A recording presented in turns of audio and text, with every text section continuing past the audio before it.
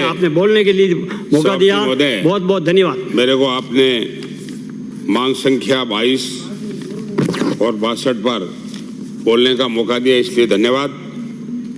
मैं निवेदन करना चाहूँगा कि हमारी पिछली तत्कालीन गहलोत सरकार ने 333 कॉलेज खोले, बहुत से कॉलेज के भवन बन चुके हैं, लेकिन स्टाफ की कमी है।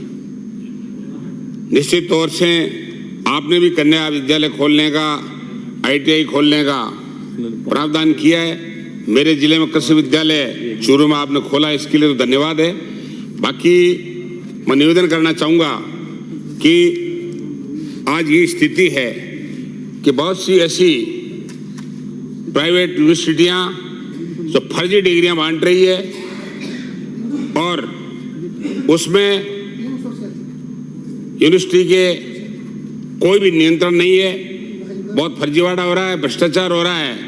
मैं माननीय मंत्री महोदय जो डिप्टी CM है हमारे, निवेदन करना चाहूँगा कि इसमें तत्परता से कार्रवाई की जानी चाहिए और इसमें बहुत से विद्यार्थियों के शोषण भी होते हैं और कई ऐसे विद्यार्थी इसके नाम पर नौकरी भी लगते हैं और जो योग्य हैं वो वंचित होते हैं। इसके अलावा मैं आपसे निवेदन करना चाहूँगा कि मेरे विधानसभा क्षेत्र रतनगढ़ में 3 महाविद्यालय है।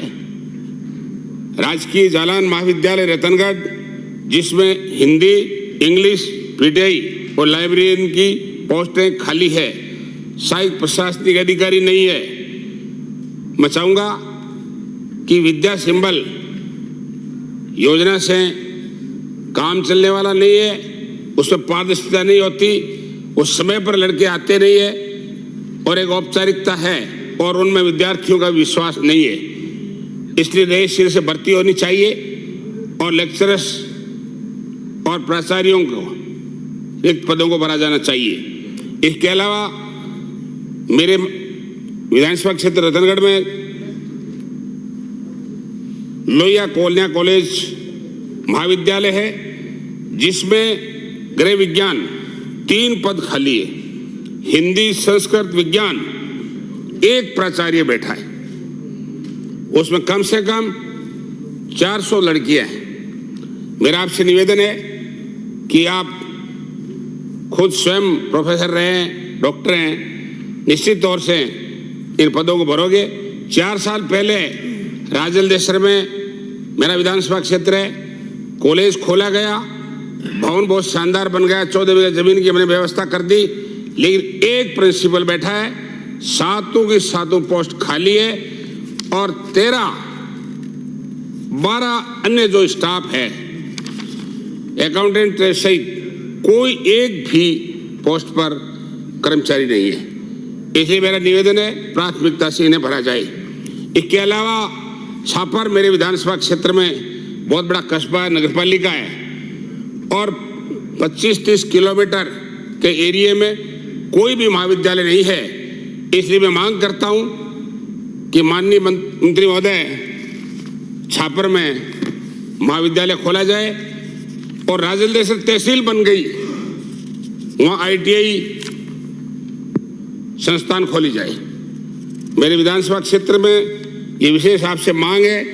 इसके अलावा मैं आपसे निवेदन करना चाहूँगा कि जो कॉलेज में जो विद्यार्थियों का आना जाना सिर्फ स्टाफ के अभाव में है। मेरे राजलदेसर कॉलेज में 200 सीटें हैं, माननीय मंत्री महोदय 438 आवेदन पत्र आए हुए हैं।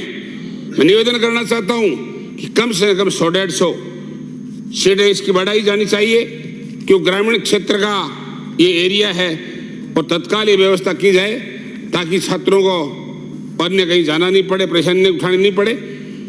इसके अलावा अब मैं इसके अलावा लंबी बात नहीं करते हुए मांग संख्या 62 पर निवेदन करना चाहूँगा कि राजस्थान सरकार कोई की भी हो, चाहे आपकी हो चाहे हमारी हो, हमें ह्यूमन रिसोर्स सुरक्षित करने के लिए जो आज सड़क दुर्घटनाओं में मृत्यु हो रही है, कम से कम 11,000 लोग पर ईयर, 15-20 डेली, इनको कम करने का अपने को रास्ता अपनाना चाहिए।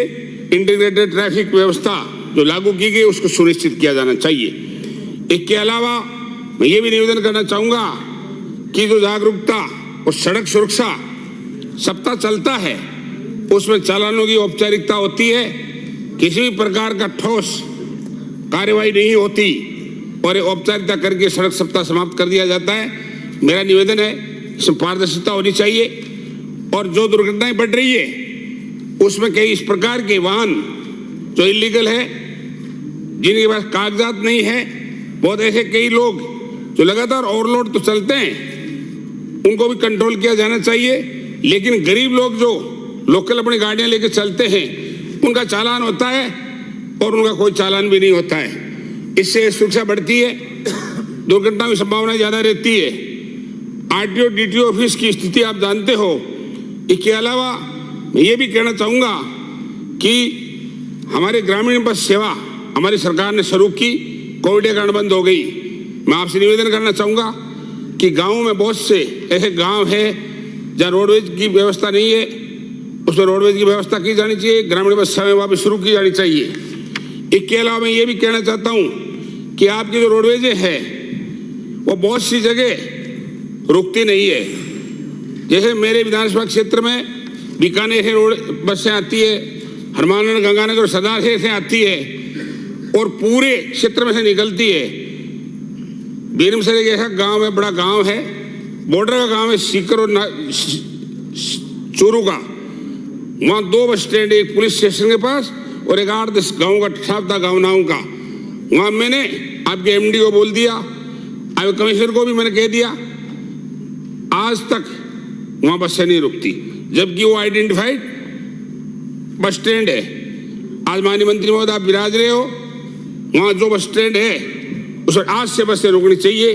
ये आपके प्रशासन को आप अवगत कराइए, ये बहुत बड़ी मांग है। आज नहीं, मेरे पास चुनाव से लेकर अब तक लगातार आती जा रही है।